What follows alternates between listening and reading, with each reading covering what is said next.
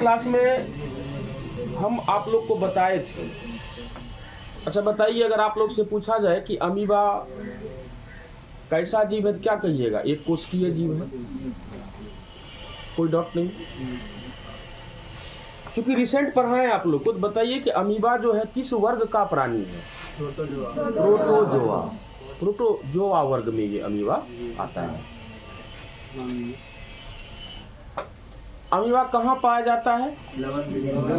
हाँ, fresh water में पाया जाता है, लवण विहीन जल, साल्टलेस वाटर में, ताजा पानी में पाए जाने वाला यह जीव होता है।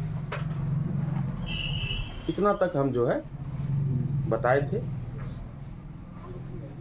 और ये आपके जानकारी के लिए तीनों बातें हम बताए थे कि फ्रेश वाटर में पाया जाता है, एक कोशिकीय जीव होता है, प्रोटोजोआ वर्ग में आने वाला प्राणी है।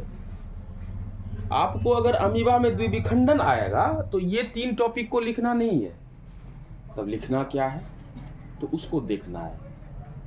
अच्छा बताइए, अगर डायरेक्टली लिखा दें वो अच्छा होगा या फिर समझा दें तो आप लोग अपनों से लिख लीजिएगा, कौन अच्छा होगा?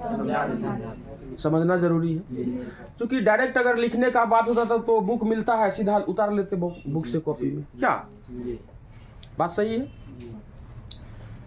तो हम लोग क्या देखने जा रहे हैं? हेडिंग तो दे चुके थे ना, अमीबा में द्विविखंडन।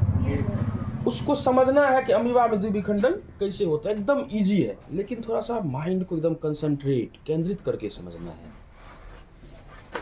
और हमको आशा है कि हम जिस प्रकार से आपको बताएंगे उसको अगर थोड़ा सा फॉलो कीजिएगा तो याद करने की आवश्यकता नहीं होगी। No requirement about to remember this topic ना, इसको याद करने की कोई आवश्यकता नहीं होगी। तो चलिए देखते हैं। आप लोग में से शुरू से पढ़ते आ रहे हैं कि अमीबा जो है एक कोशिकीय जीव होता है, और आप जब इंटरमीडिएट में गए तो आपको पता चला कि अमीबा में जो है, इसे आप पहले भी पढ़े होंगे कहीं, लेकिन 10+2 में जो है आपको दिया गया है कि अमीबा में अलैंगिक प्रजनन द्विविखंडन विधि द्वारा होता है। तो कैसे होता है तो आप लोग यही बताइएगा।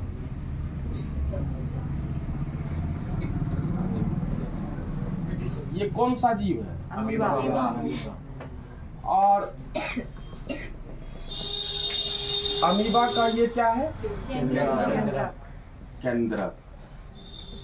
हम बता दें कि केंद्रक को इन इंग्लिश जो है, अंग्रेजी में क्या कहते हैं? ये थोड़ा बहुत जानकारी अंग्रेजी का भी रखिए। अब ऐसा नहीं कि हिंदी मीडियम है तो अंग्रेजी को सरपट छोड़ देना है, साइंस है ये, ठीक है ना। ये केंद्रक है, और केंद्रक के अंदर जो है गुणसूत्र होता है। क्या होता है? गुणसूत्र।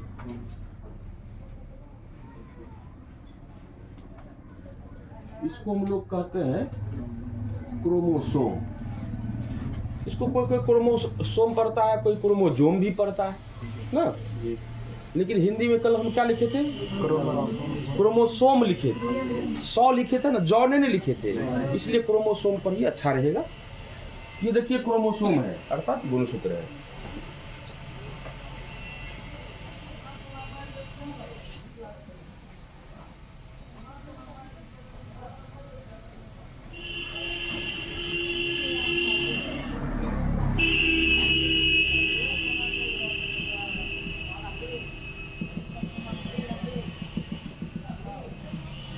ये मान लीजिए, अब बताइए ये किसका फिगर है?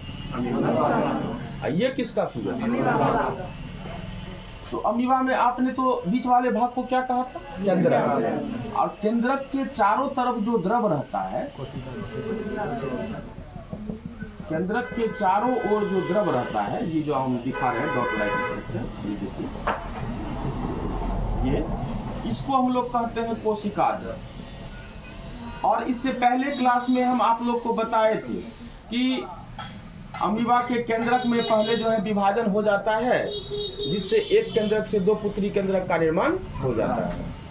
इसके बाद हम बताए थे कि केंद्रक जब विभाजित होकर 2 पुत्री केंद्रक का निर्माण कर देता है, इसके बाद जो है अमीबा के कोशिका द्रव में विभाजन होता है ना। तो कोशिका द्रव में विभाजन होता है। कोशिका द्रव को हम लोग अंग्रेजी में कहते हैं साइटोप्लाज्म। तो निश्चित रूप से यह भी सेल है अमीबा का। इसमें भी बीच में क्या होगा, केंद्रक होगा, और उसके चारों तरफ क्या होगा, कोशिका द्रव। कोशिका द्रव होता है। देखिए, हालांकि उतना हमको अमीबा आपको नहीं पढ़ाना है। अब इसको जो कोशिका द्रव कह रहे हैं, तो अमीबा का जो बॉडी होता है, शरीर होता है, उसमें सिर्फ एक कोशिका होता है। और अमीबा के शरीर में क्या होता है कि ये जो है बाहर की ओर, ये देखिए,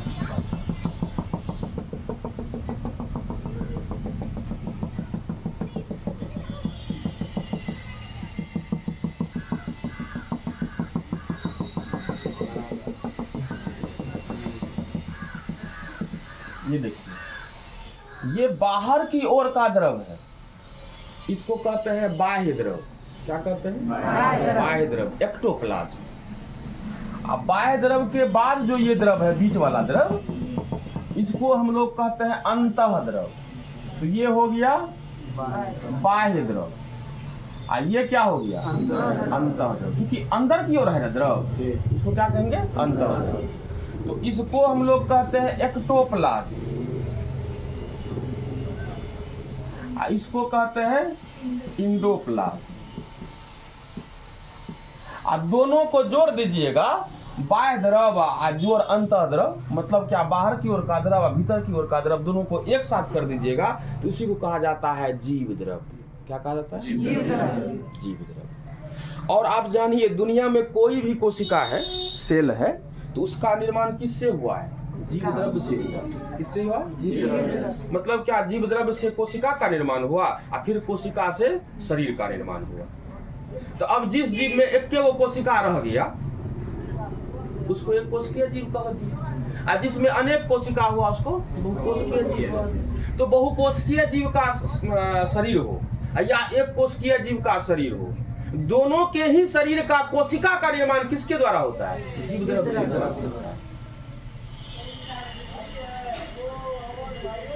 जीव द्रव के द्वारा होता है। किसका निर्माण जीव द्रव के द्वारा होता है? कोशिका का निर्माण। अच्छा, एक चीज बताइए, अभी आपको बोर्ड पर मैंने दो फिगर को ड्रॉ किया है। ये भी क्या है? अमीबा। ये क्या है? अमीबा। तो आप ये बताइए हमको कि दोनों में अंतर क्या है? तो अंतर आपको लग रहा है कि ये छोटा अमीबा है और ये बड़ा अमीबा है, तो दिक्कत है? ये क्या है? छोटा है, छोटा अमीबा है। और ये क्या है? बड़ा अमीबा है। अच्छा बताइए, तो बड़ा अमीबा का जो निर्माण होगा, ये जो छोटा अमीबा है, यही क्या करेगा? वृद्धि करेगा ना? क्या करेगा? वृद्धि करेगा। और वृद्धि करके क्या होगा? बड़ा हो जाएगा। क्या होगा? बड़ा हो जाएगा। तो वृद्धि करके बड़ा हुआ, तो इसको क्या कहेंगे? परिपक्व अमीबा। क्या कहेंगे? अमीबा। परिपक्व अमीबा मतलब मैच्योर अमीबा कहेंगे।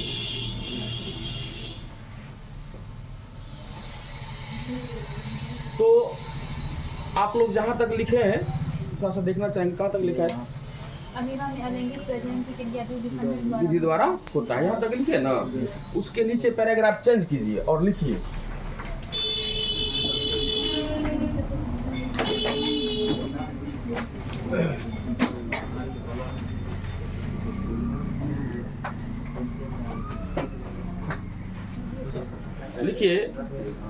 अमीबा में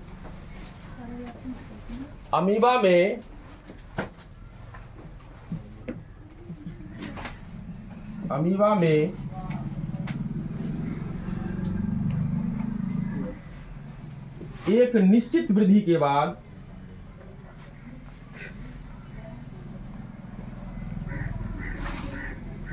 बाद अर्थात अमीबा के परिपक्व होने के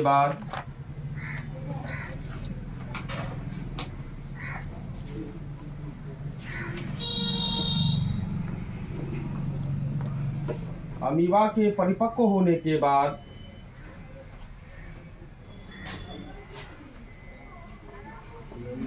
अमीबा में गुणसूत्र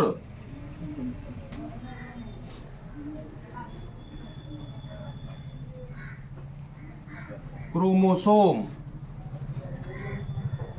का द्विगुणन, उधर जगह नहीं है, यहाँ हम जो है पोस्ट में द्विगुणन का अंग्रेजी लिखना चाहेंगे, मल्टीप्लिकेशन,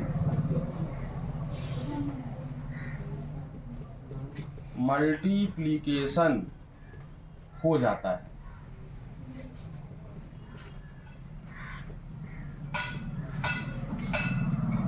अमीबा में एक निश्चित वृद्धि के बाद, अर्थात अमीबा के परिपक्व होने के बाद अमीबा में गुणसूत्र का द्विगुणन, मल्टीप्लिकेशन हो जाता है।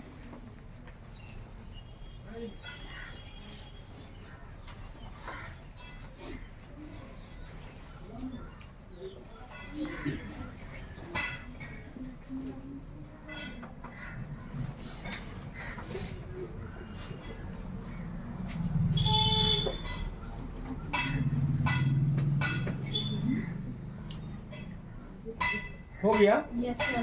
चलिए अब ध्यान दीजिए, हम इससे पहले बताया आपको कि लिखने से बेहतर जो है समझना होता है ना। नहीं हुआ रे, लिख लिख।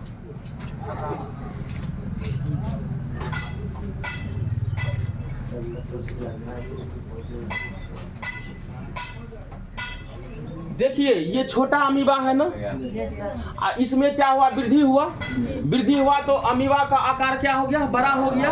अब इसको हम लोग क्या कर रहे हैं, परिपक्व अमीबा, क्या कर रहे हैं, परिपक्व अमीबा। हम इससे पहले ही आपको बताए हैं कि केंद्रक में क्या होता है, गुणसूत्र पाया जाता है। तो जैसे ही अमीबा जो है वृद्धि करके परिपक्व अमीबा में बदलता है तो अमीबा के केंद्रक में जो गुणसूत्र होता है इसका क्या हो जाता है, द्विगुणन हो जाता है। क्या हो जाता है, द्विगुणन हो जाता है, मतलब डुप्लीकेशन। मल्टीप्लिकेशन को डुप्लीकेशन कर लीजिए, डुप्लीकेशन क्या होता है पहले समझ लीजिए, बाद में लीजिए। तो क्या बोले हम कि अमीबा में जैसे वृद्धि हुआ तो अमीबा क्या हुआ, छोटा से उसका आकार बड़ा हुआ। जब बड़ा आकार का अमीबा हो गया उसको क्या कहे, परिपक्व अमीबा। और जैसे ही परिपक्व अमीबा होता है तब उसके केंद्रक में गुणसूत्र जो होता है उसका द्विगुणन होता है, गुणसूत्र का द्विगुणन होता है। कोई दिक्कत है? सबसे पहला लाइन मैंने यही लिखा है कि गुणसूत्र का क्या होता है, द्विगुणन हो जाता है। तो सबसे पहले आपको अगर अमीबा में द्विविखंडन विधि से अलैंगिक प्रजनन की बात आई तो आपको लिखना है कि अमीबा वृद्धि एवं विकास कर जब बड़े आकार का अर्थात परिपक्व अमीबा हो जाता है तो अमीबा के केंद्रक में जो गुणसूत्र होता है सबसे पहले उसमें द्विगुणन हो जाता है, सबसे पहले उसमें द्विगुणन हो जाता है। अब जैसे ही अमीबा के गुणसूत्र में द्विगुणन हो जाएगा तो ये केंद्रक जो है विभाजित होना प्रारंभ कर देगा। बात समझ में आई? इसका मतलब अमीबा के केंद्रक में विभाजन कब होता है, जब अमीबा के केंद्रक के गुणसूत्र का द्विगुणन हो जाता है तब अमीबा के केंद्रक में विभाजन होता है। और विभाजन जब शुरू होता है तो ये विभाजन शुरू से अंत तक हो करके अमीबा का केंद्रक जो है एक केंद्रक से दो केंद्रक में विभाजित हो जाता है। तो इस प्रकार से जब एक केंद्रक से दो केंद्रक बन जाएगा तो अमीबा के कोशिका में दो पितरी केंद्रक का निर्माण हो जाएगा कि नहीं हो जाएगा? तो इसका मतलब हुआ, अब देखिए इसको मिटा सकते हैं ना, Yes, sir.